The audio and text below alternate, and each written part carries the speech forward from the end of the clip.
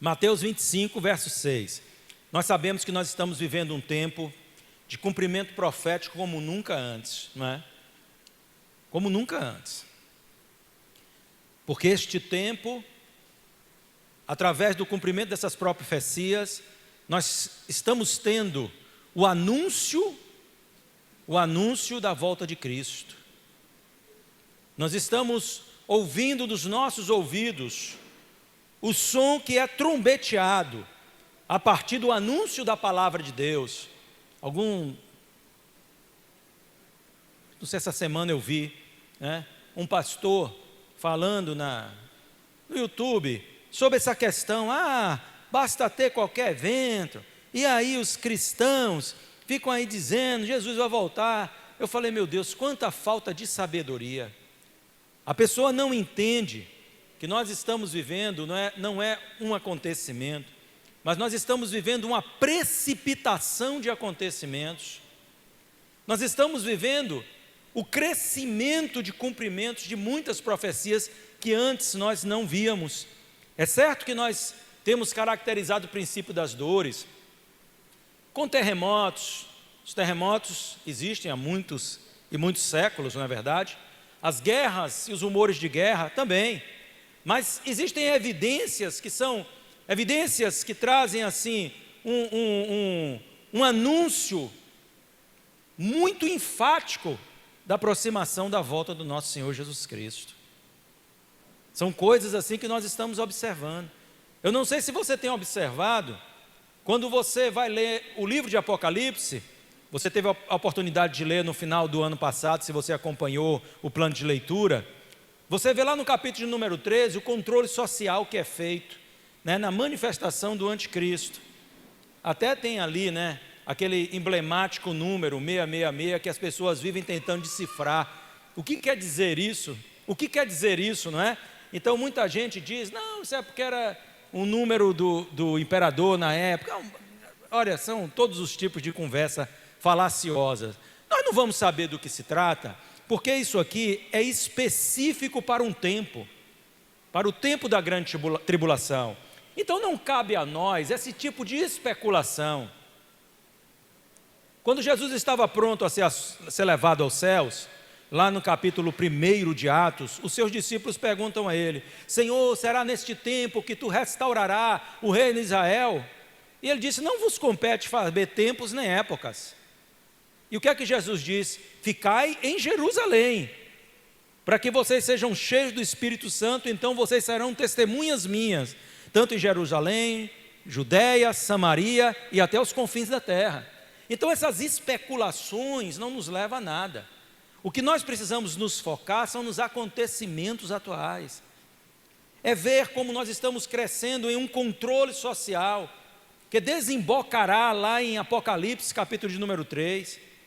É ver como nós estamos vendo o caráter dos homens, cada dia mais sendo influenciado por um espírito anticristão, como nos diz o apóstolo Paulo, escrevendo a Tiago, na sua segunda epístola, no capítulo número 3. Nos últimos dias sobrevirão tempos trabalhosos, que surgirão homens amantes de si mesmos, infiéis nos seus contratos, arrogantes, presunçosos. E aí ele vai falando sobre este caráter anticristão que dominará o coração dos homens. É o que nós estamos vendo hoje, irmãos. Sem falar tantos outros sinais que estão muito para além do que falar sobre guerra ou rumores de guerra. Nós estamos aí em uma situação em que uma terceira guerra mundial poderia surgir a qualquer momento, deste conflito macro que tem se apresentado ali na Europa, com a invasão da Rússia à Ucrânia. É assim ou não é? Por que você acha que os países europeus, os Estados Unidos, eles estão todos com freio de mão puxado? É porque a Rússia, ela tem a maior quantidade de ogivas nucleares, com capacidade de destruir o mundo. Então não dá para você simplesmente dizer assim, ó, baixo fácil, nós vamos entrar aí, vamos acabar aí com a Rússia. Eles podem acabar com a Rússia, mas eles acabarão também com a maior parte do mundo. Isso não vai acontecer porque não está escrito. Esse nível de destruição agora, nesta época. Mas nós sabemos, do ponto de vista humano, secular, natural, que isso poderia acontecer, uma guerra de uma hora para outra. Mas nós estamos olhando para além disso. E como que se nós, e além de tudo isso que nós estamos falando, nós temos o sentimento. Quem é o cristão que está vivendo na presença de Deus, que não tem sentido, que não tem, atentado a este momento em que a volta do Senhor se torna cada vez mais próxima? Você pode sair daqui e você pode estar em uma igreja lá no Japão, em uma igreja lá na Coreia, em uma igreja em qualquer lugar do mundo, e você vai ouvir em um culto normal como esse, alguém dizer: Jesus está voltando, prepare-se. E por que você vai ouvir isso? É porque o Espírito Santo está comunicando à igreja. É porque o Espírito Santo está trazendo essa mensagem aos ouvidos da igreja. E quem tem ouvido, ouça o que o Espírito diz à igreja. Ninguém de nós está autorizado a marcar época, a marcar data. E isso é que é o mais extraordinário na volta de Cristo. É porque a volta de Cristo, ela é iminente. Ela será um acontecimento imprevisível. E aí vem um dos motivos, porque eu sou pré-tribulacionista, ou seja, eu creio que haverá um arrebatamento antes da tribulação. Porque o próprio Senhor Jesus disse que nós não sabemos a hora em que Ele virá. Se nós entrarmos em uma grande tribulação, e a Bíblia diz que no meio da grande tribulação, o anticristo se manifestará, sentará no trono em Israel, né? E ali ele se autoproclamará rei, sacerdote ali. É assim ou não é que está escrito na palavra de Deus? É assim que está escrito na palavra de Deus. Então, se você pega este acontecimento, a partir de então, você entende que a tribulação são 7 anos. Você entende que isso acontecerá no meio, 3 anos e meio. Tudo isso aqui é dito no livro de Apocalipse. Então é muito fácil você fazer contas e você dizer: Jesus vai voltar tal ano. Vamos arrumar a nossa vida a partir lá do meado do último ano, que vai dar tudo certo. Não, isso não existe, isso não é bíblico. A Bíblia diz: estejais preparados a todo tempo, porque não sabeis a hora que Ele virá. E nós temos crescido, este sentimento tem crescido em nosso coração, a expectativa tem crescido no seio da igreja, e nós precisamos estar atentos aos sinais, estar atento àquilo que o Espírito Santo está dizendo a nós. Em Mateus 25, versículo de número 6, então a pergunta para você é, hoje, você está pronto? O texto diz assim: mas à meia-noite ouviu-se um grito: eis o noivo, saiam ao encontro dele. Olha aí, à meia-noite. Isso é simbólico, não é? Porque à meia-noite é um horário onde muitos estão o quê? Dormindo, desapercebidos. Olha que o texto está chamando atenção para isso. Isso não quer dizer que é literalmente às 24 horas, até porque nós temos no mundo vários fusos horários. 24 horas aqui não é 24 horas lá na China, não é 24 horas, né, em outro local. Então, Jesus teria que vir várias vezes durante o dia. Isso, obviamente, né, não tem a menor lógica. Então, nós sabemos que isso fala de um momento em que haverá um desapercebimento da sua vinda. As pessoas estão cuidando, vivendo suas vidas aí, de qualquer forma, não é? E às vezes desapercebidas. Mas o texto, ele nos está mostrando que existe esta questão, este fator iminente na volta do Senhor Jesus Cristo. Que coisa maravilhosa, irmãos. E nós temos falado muito sobre estes sinais, não é? Nós estamos falando sobre esses sinais proféticos nos nossos cultos e nossas pregações, e eu digo isso como igreja evangélica. Eu não estou falando propriamente como IBPAS, mas eu estou falando no meio evangélico. Nós estamos pregando a todo tempo. Você liga aí a televisão, você vê algumas mensagens no YouTube, muitos falam sobre este tema, muitos estão aí, alertando a igreja sobre a iminente volta do Senhor, a necessidade de se preparar para isso, Mas o discurso de Jesus no capítulo 24 de Mateus é um discurso assim, que fala sobre um tempo catastrófico, sobre um tempo de destruição, de engano, de perseguições, de lutas, Então, ele está falando sobre todas estas coisas que viriam a acontecer no futuro. Ele está prevendo estas coisas, profetizando sobre estas coisas e dizendo: olha, isso vai acontecer. Haverão estes sinais e vocês devem estar atentos a eles. Mas a verdade é que ele está falando de coisas catastróficas também ali, não é?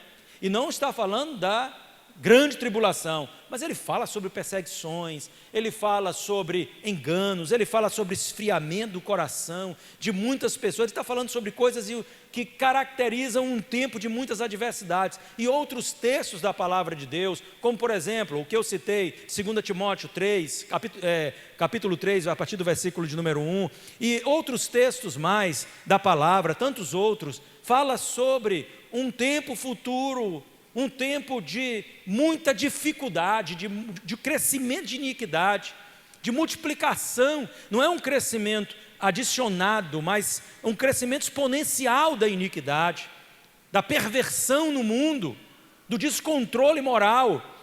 É assim ou não é? Então ele está falando sobre estas coisas. Mas eu fico assim olhando a preocupação de Jesus, por assim dizer. Por assim dizer, é claro que o Senhor tem tudo sob seu controle, mas ele estava aqui preocupado em trazer uma informação aos seus discípulos, preocupado com algo que não dizia muito bem respeito como por exemplo, o suprir das necessidades do seu povo nesse tempo, a proteção do seu povo nesse tempo. Entenda que ele não está falando sobre isso. Por quê? Porque estas coisas já estavam todas equacionadas na mente do Senhor. Não importa o tempo de adversidade que nós estejamos passando, ou que venhamos a passar, nós sempre poderemos contar com a graça do Senhor, com sua proteção, com sua provisão, com seu amparo, com seu consolo, com a sua bênção sobre nossas vidas. É assim ou não é? Então não precisa Jesus dizer a ninguém: olha, eu vou mandar anjos protegerem vocês, não se preocupe, porque eu os suprirei de todas as necessidades. Isso já está implícito no nosso relacionamento com Cristo. A preocupação do Senhor aqui era com a espiritualidade dos seus discípulos. A preocupação do Senhor aqui era com a nossa vida espiritual. E eu digo nossa, porque eu creio que nós somos a geração que está vivendo este acontecimento, ou estes acontecimentos. E não precisa haver uma mensagem dizendo a nós: eu vou tomar conta de vocês, porque nós sabemos que Ele tomará conta de nós. Ele disse: não vos deixarei, jamais vos abandonarei. A palavra de Deus. Jesus Cristo disse: eu estarei convosco todos os dias até a consumação dos séculos. Então Jesus aqui não precisava entrar nesses pormenores, porque se espera que um verdadeiro discípulo, que um verdadeiro cristão, ele saiba que o pastor, o sumo pastor dele, irá cuidar da sua vida. Essa deve ser a nossa fé. A nossa expectativa é sermos cuidados pelo Senhor. Isso não implica também dizer que não passemos por adversidade, por lutas, por provações, mas Jesus sabe, não é, que nós podemos confiar nele, que se houver fé, tudo vai dar certo. Agora, qual era a preocupação do Senhor? A preocupação de Jesus é concernente a nosso estado espiritual. Então ele vai falar, em primeiro lugar, no capítulo 24, a gente pode aqui elencar muitas coisas que ele fala sobre aquilo que poderia minar a fé dos santos. E ele se debruça sobre isso.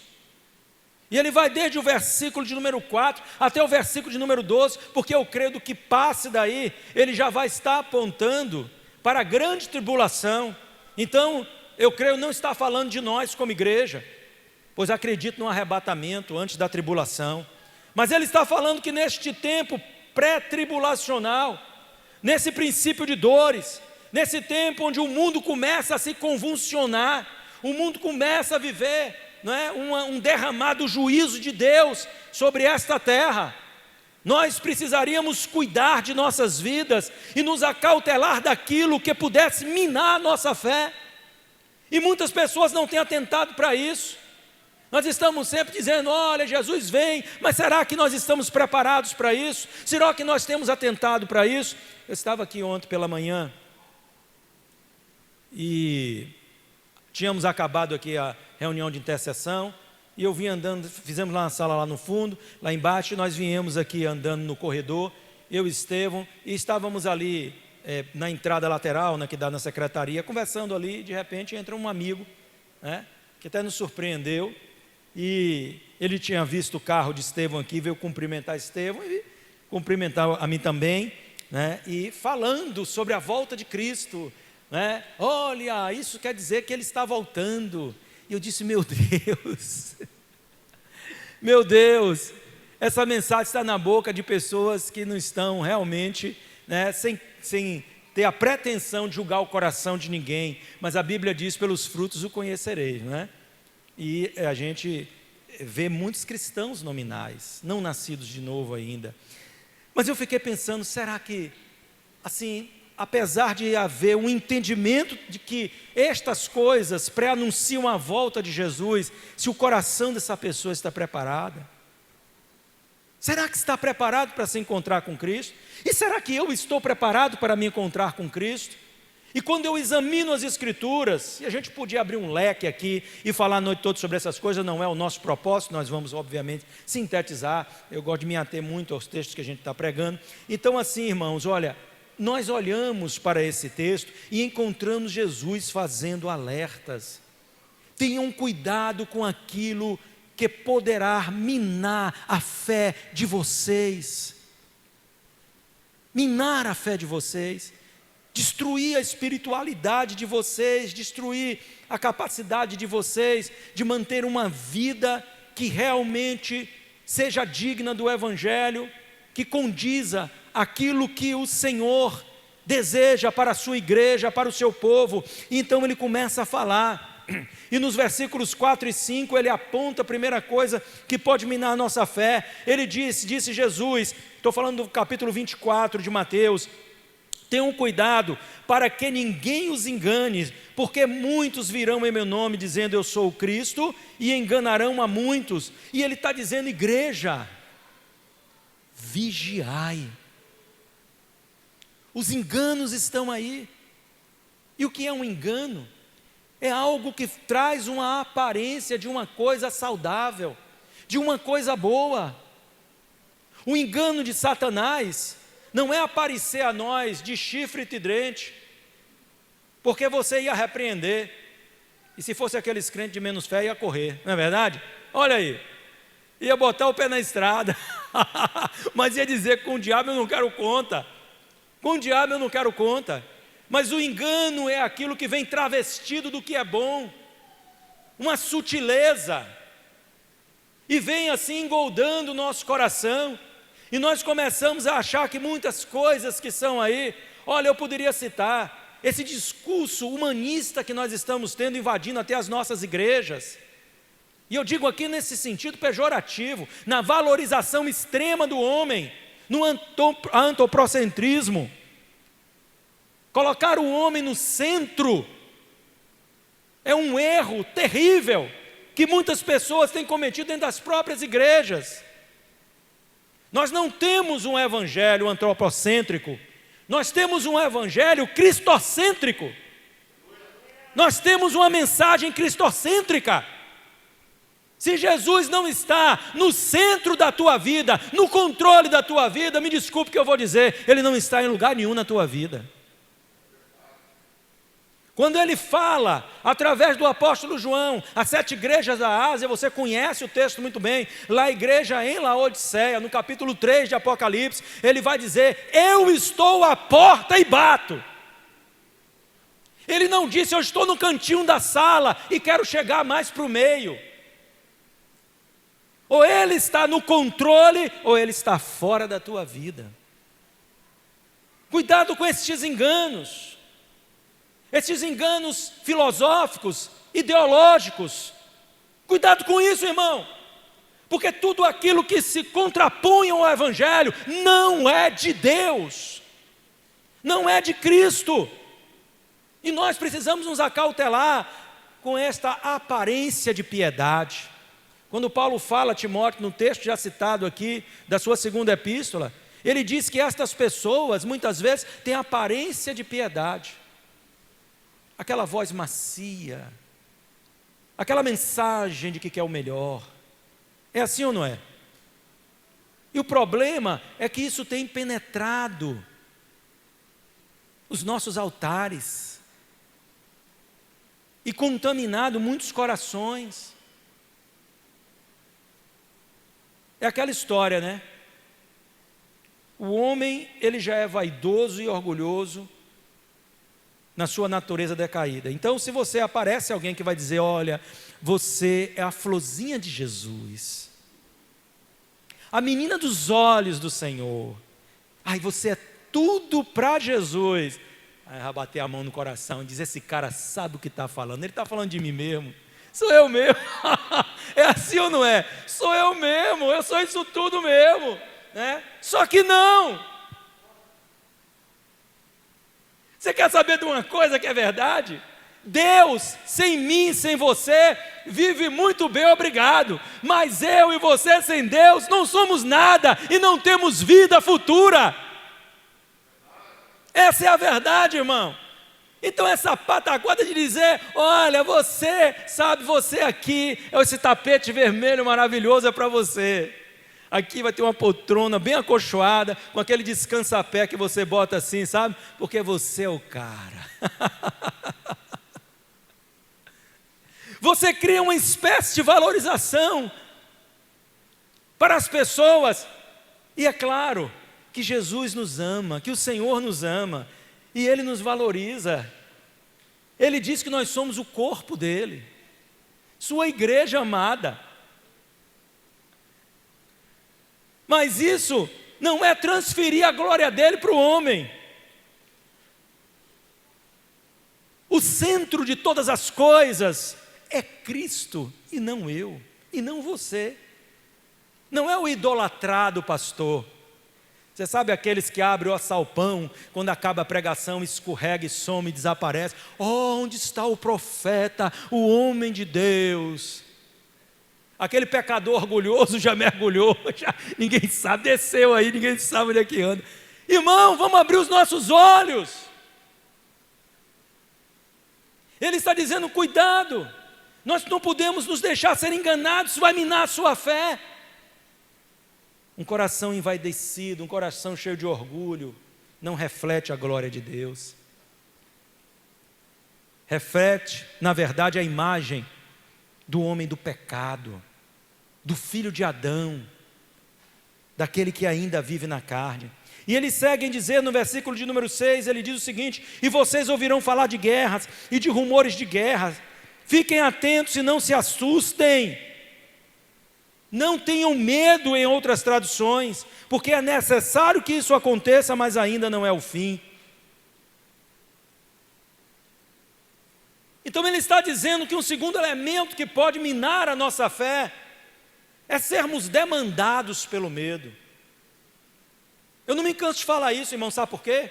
Porque nós estamos vivendo os anos onde o medo determinou a ação e atitude de muitos de nós cristãos. E eu não estou falando aqui de precaução.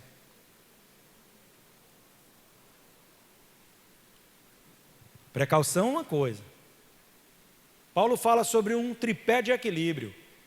Ele diz: Deus não nos deu o espírito de temor, mas de coragem, amor e moderação. Se você é alguém moderado, você não vai agir por imprudência. É assim ou não é? Se você ama, o sentimento do amor vai te levar a ter limites, mas você precisa ter coragem para que o medo não te domine. Porque quando nós somos determinados pelo medo, o medo nos afasta de Deus, o medo nos limita em todas as ações que são demandadas por Deus. Uma coisa é você fazer uso das precauções, como por exemplo, falando do nosso tempo pandêmico, que graças a Deus já estão passando, né?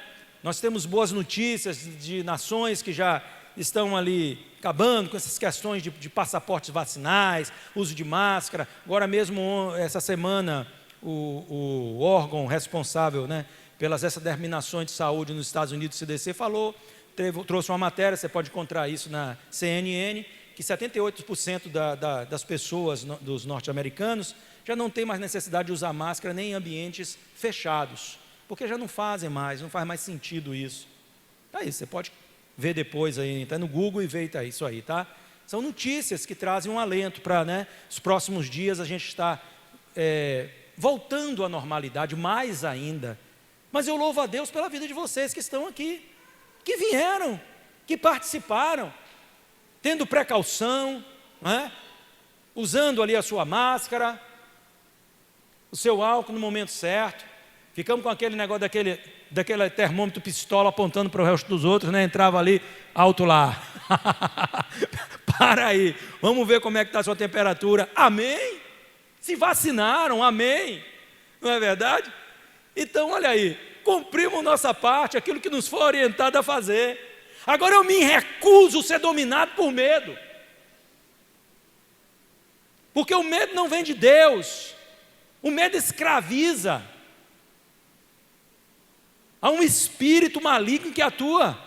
Quando você está com o seu coração aí, ó, cheio de temor. Ai, meu Deus, se eu sair daqui, um leão vai me pegar ali na esquina. O vírus está me esperando ali na esquina. E parece que o vírus na igreja, ele atua mais, irmão.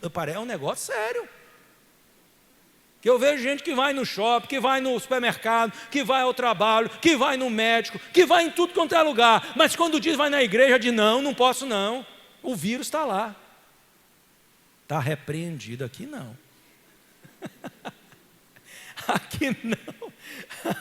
Aqui o Senhor guarda, o Senhor abençoa. Eu tive Covid, um bocado de vocês aí tiveram Covid, graças a Deus.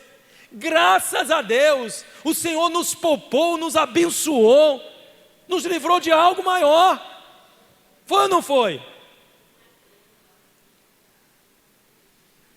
Olha que coisa, o Senhor vai falar ainda mais. Ele vai falar no versículos 9 e 10, ele diz o seguinte: olha, vocês serão entregues para serem maltratados e eles os matarão, vocês serão odiados por todas as nações por causa do meu nome. Neste tempo muitos hão de se escandalizar, trair e odiar uns aos outros. Então ele está falando do abandono da fé por causa das lutas, das perseguições. Nós estamos vendo jovens que têm abandonado a fé deles, porque entram nessas universidades, entram nos cursos aí seculares e são perseguidos por professores, são perseguidos por alunos, uma coisa absurda. Tem um pequeno vídeo que Jairo passou para mim, que eu vou até mandar aqui, né? Eu acho que já mandei na rede de liderança, só mandar nas redes aí, como você vê a própria prefeitura, não é? Se levantando contra a evangelização dentro das escolas, falando ninguém nem quer saber aí da sua fé, e isso e aquilo, nenhuma linguagem que é uma coisa assim absurda, preconceituosa. É uma verdadeira perseguição religiosa. A perseguição tem aumentado no mundo todo, irmãos. No mundo todo, a perseguição aos cristãos, milhares de cristãos estão sendo mortos. Eles não divulgam isso. Eles não passam isso nos jornais de horário nobre. Você, para ter essas informações, precisa pesquisar. Vá à revista Portas Abertas, pesquise para você ver. O nível de perseguição no mundo tem aumentado de uma maneira gravíssima. Mas essas tribulações que tendem a aumentar em nossa nação, e já estão crescendo em nossa nação, querem nos calar.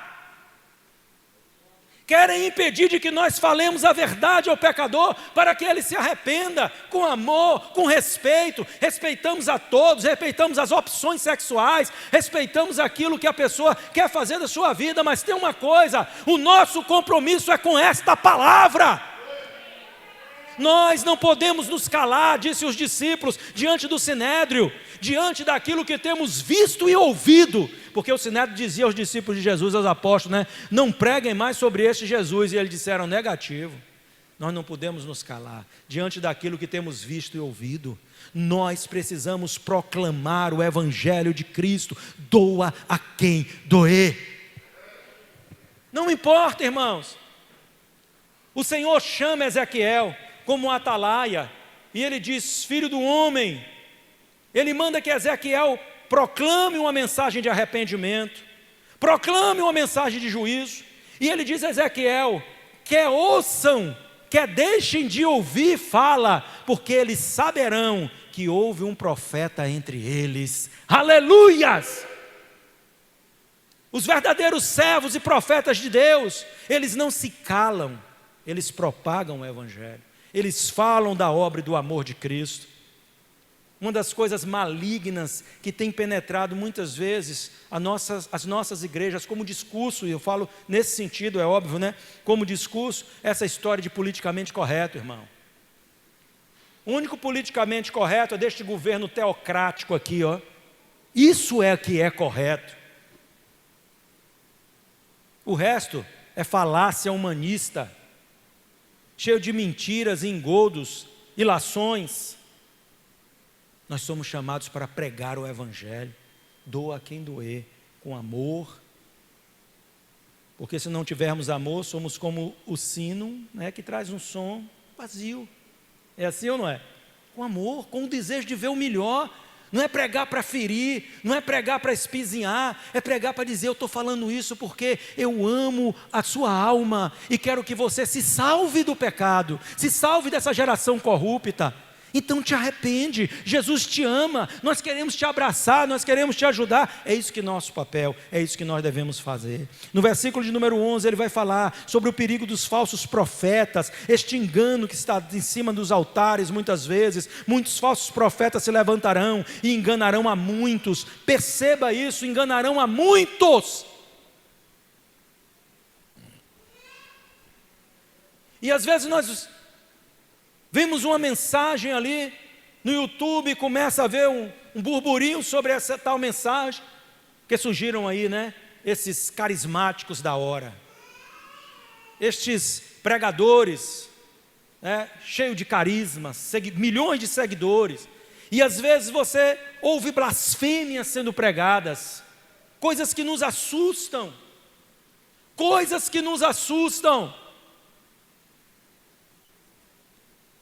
e multidões aplaudindo, multidões dando glória a Deus e aleluia. Um dia desses eu vi um aí que postou algo que inacreditável. Inacreditável não é ele falar, porque quem tem boca fala o que quer. Inacreditável é o povo dar glória a Deus e aleluia aos milhares. Um que disse aí que se Jesus fosse Adão, que ele também comia daquela fruta. Ah, com certeza, porque ele ia defender a sua esposa. Isso é um blasfemo. E eu fico estarrecido, como milhares de seguidores. É por isso que eu me coaduno com Jesus. Jesus nunca quis seguidor. Você já viu isso? Jesus queria discípulo. Seguidor é massa de manobra. Seguidor é como ave de arribação. Faz bom tempo, ela está ali. Faz mau tempo, ó. Apareceu um que é mais da moda do que aquele que estava na moda. Porque eles não são discípulos de Jesus, eles são seguidores de homens. Como que alguém pode aplaudir uma coisa dessa? E alguns pastores então se levantaram. Mas é possível uma coisa dessa? Camarada, não é? É possível um negócio desse? Aí sabe o que é que acontece? Quando um pastor chega e repreende nesse nível, aí vão os seguidores. Discurso de ódio. há uma surra de Bíblia, viu, Jairo?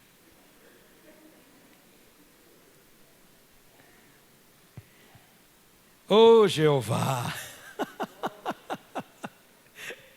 Servo de Deus colocou lá, rapaz, isso é uma blasfêmia, isso é um absurdo. Discurso de ódio. Beleza.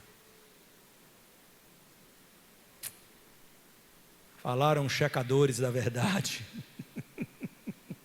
Gente, que tempo difícil, que tempo complexo. Ele fala sobre o esfriamento do amor, no versículo de número 12. Ele diz: e por se multiplicar a maldade, o amor de muitos se esfriará. Uau! O amor de muitos sendo enganados. Filhos do Senhor, presta atenção a isso.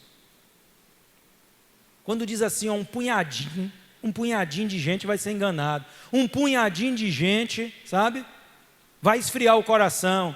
A gente diz, tem tanta gente que diz que é crente que também não vai ser eu, né? Não é possível, que eu vou estar no meio desse punhadinho. Agora, quando fala assim, muitos,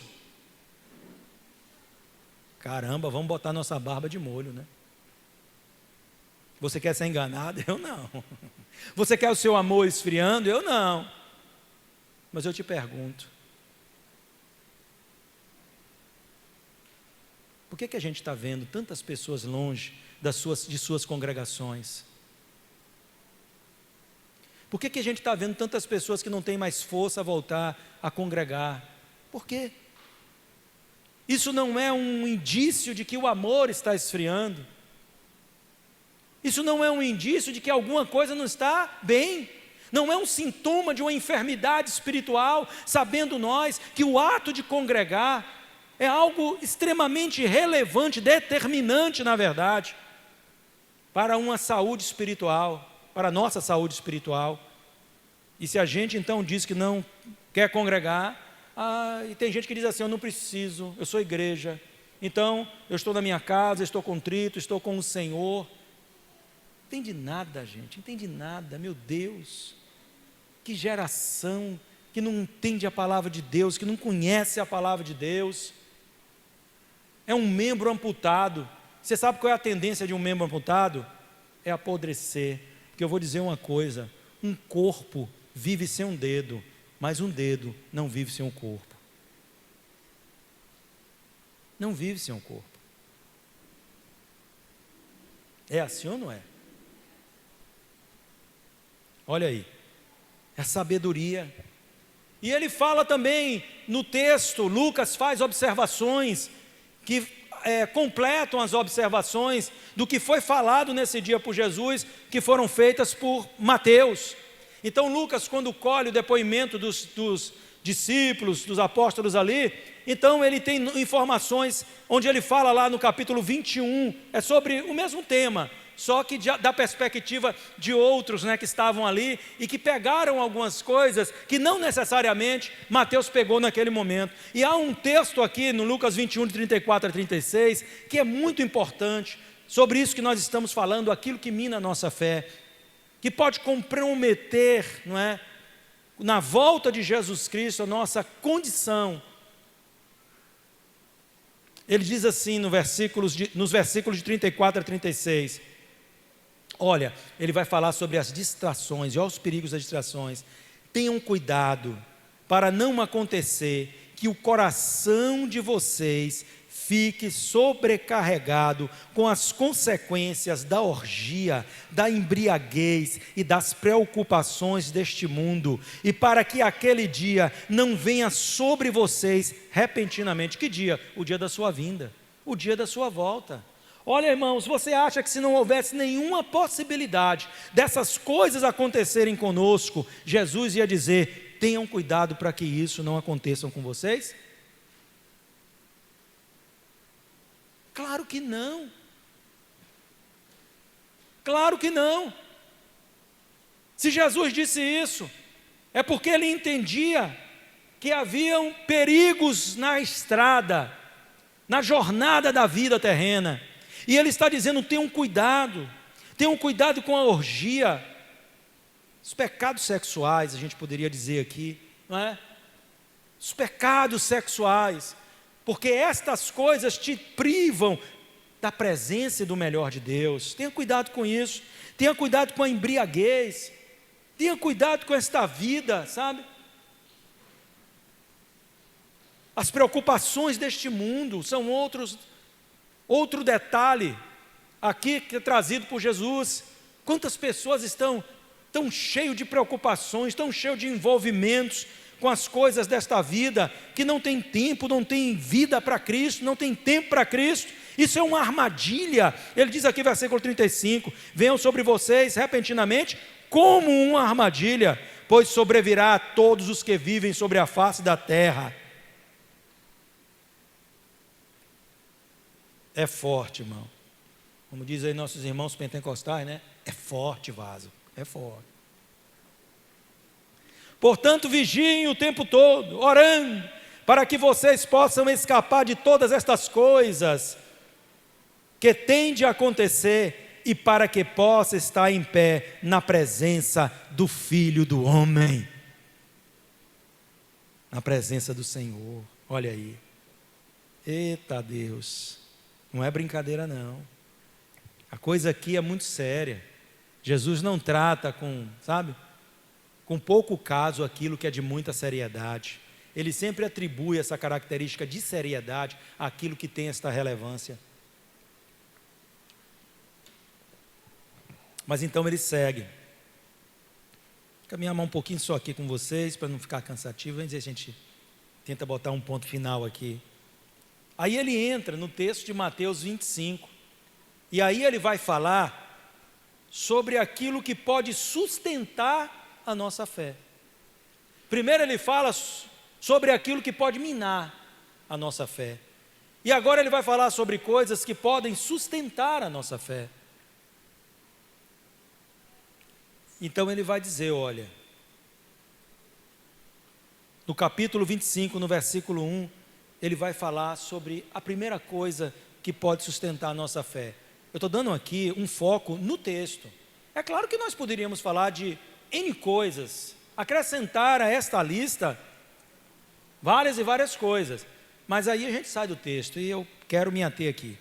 A primeira coisa que nós vemos aqui, ele fala sobre a santidade. Por quê? Ele diz, então o reino do céu será semelhante a 10 virgens.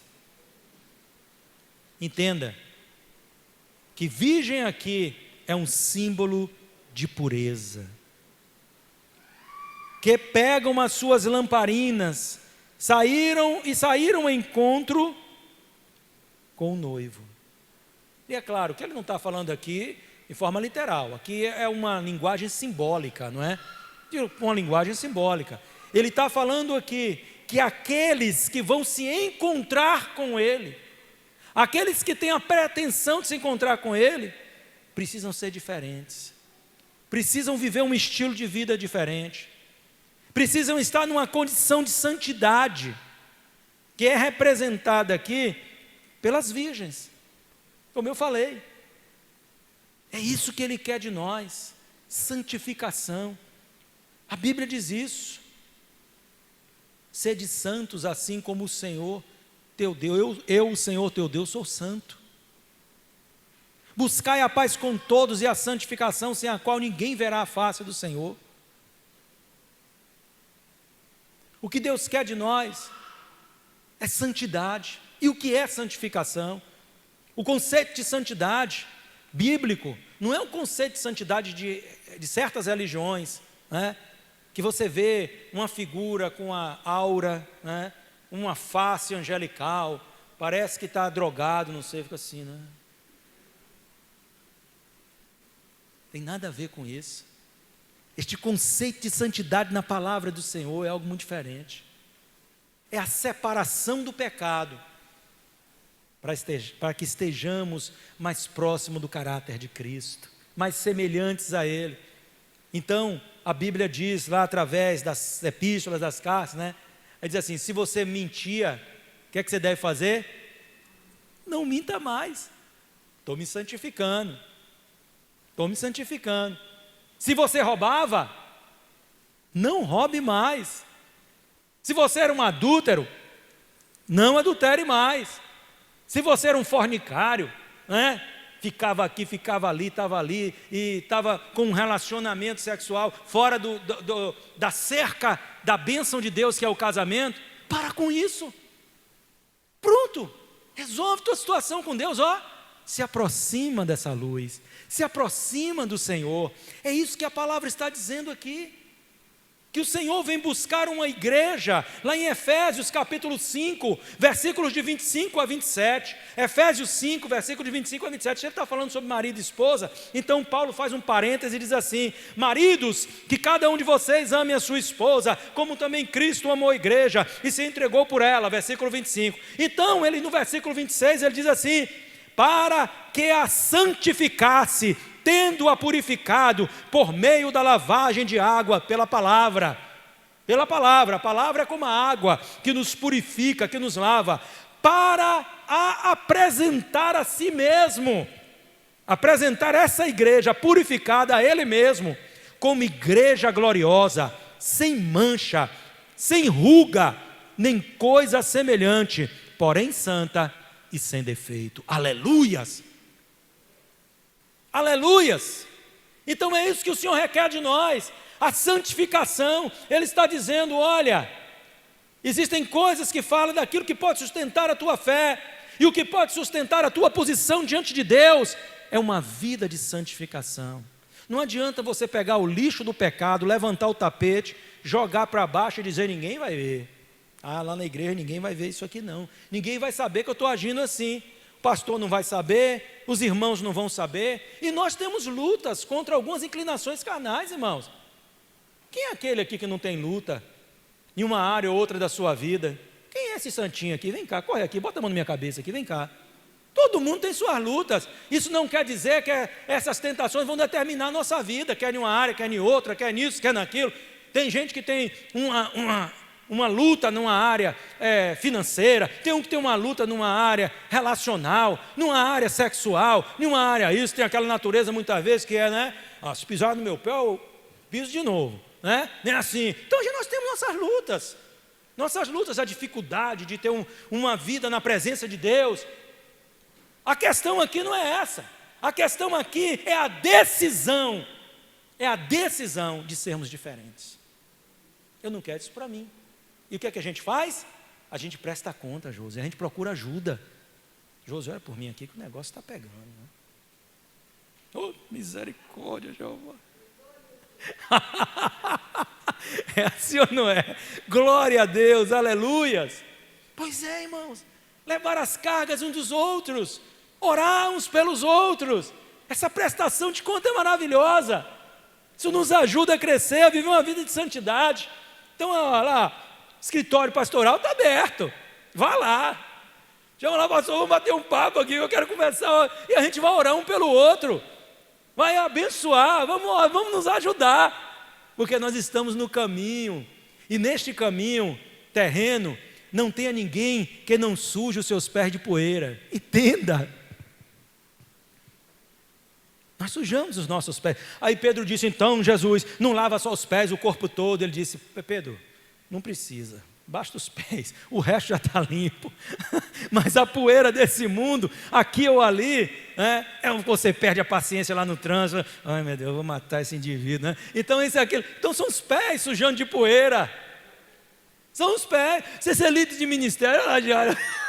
Já perdeu o resto de cabelo todo já, dá vontade de torcer o pescoço de um, mas pela graça de Deus na vida dele, ele não torceu ainda. Não, Estela, isso é uma prova, não é? Você já pensou, rapaz, Estela está aí, fazendo Camilo ensaiar, e Camilo todo duro ali. Camilo, pelo amor de Deus, não é fácil, tem hora que dá vontade, né?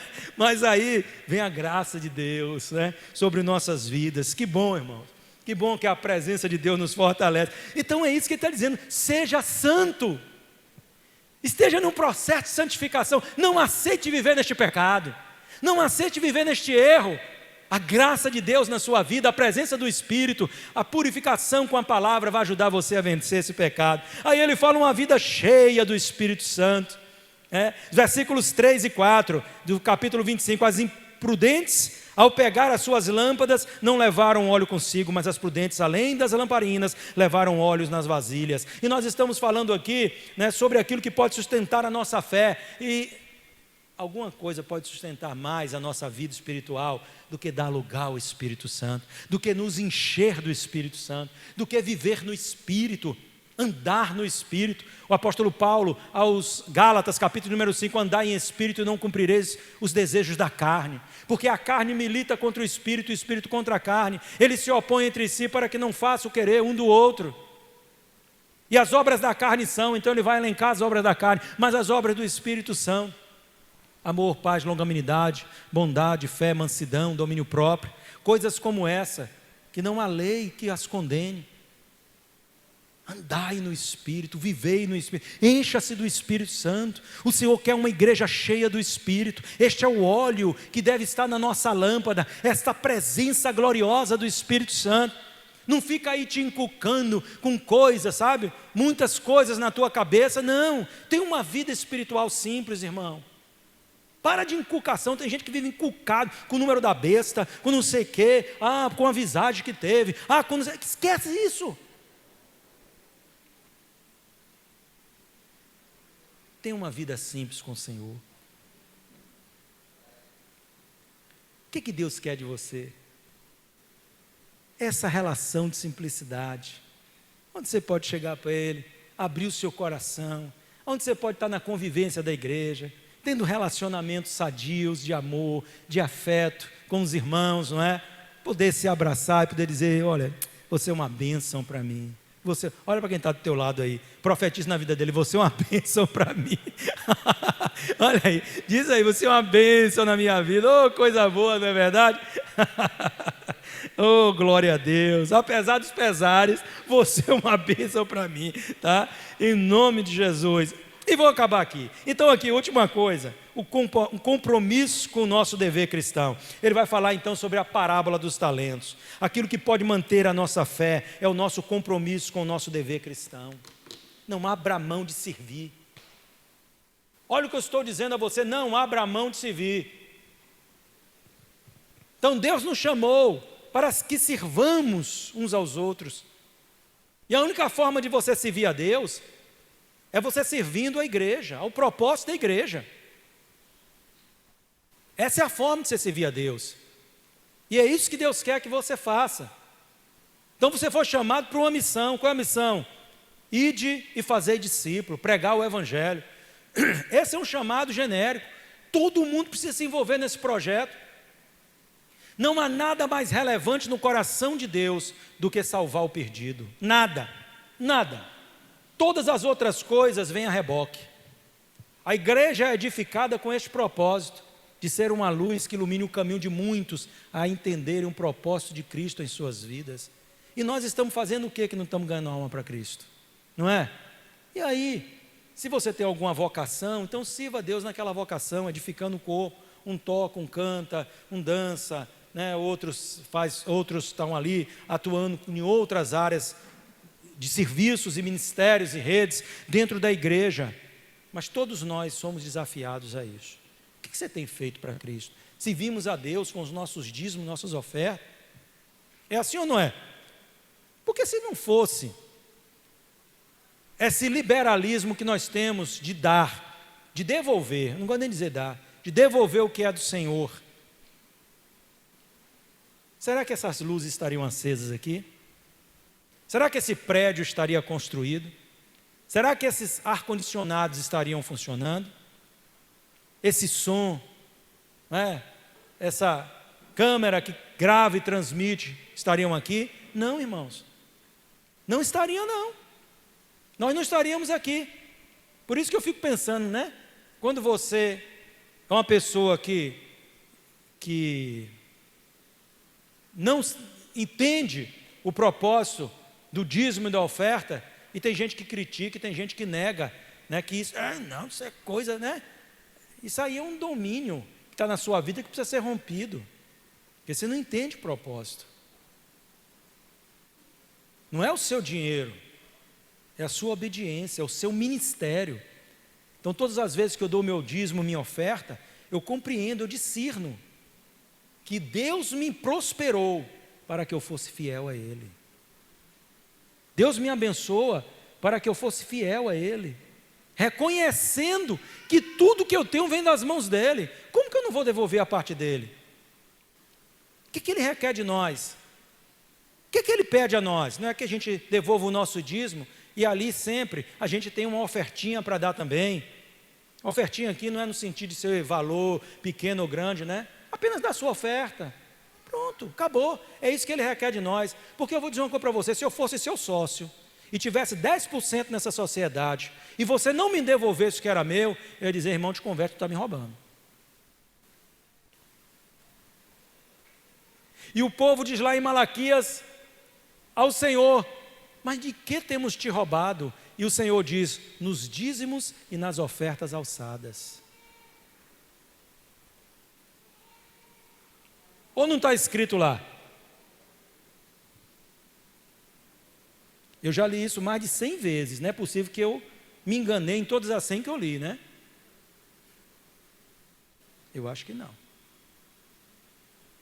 Vamos servir a Deus com alegria, não com mesquinhez, mas com uma entrega de vida a Ele em todos os sentidos, para que o nome dEle seja glorificado.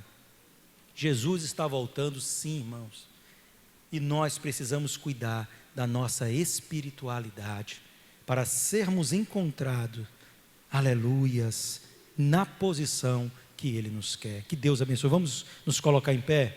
Vamos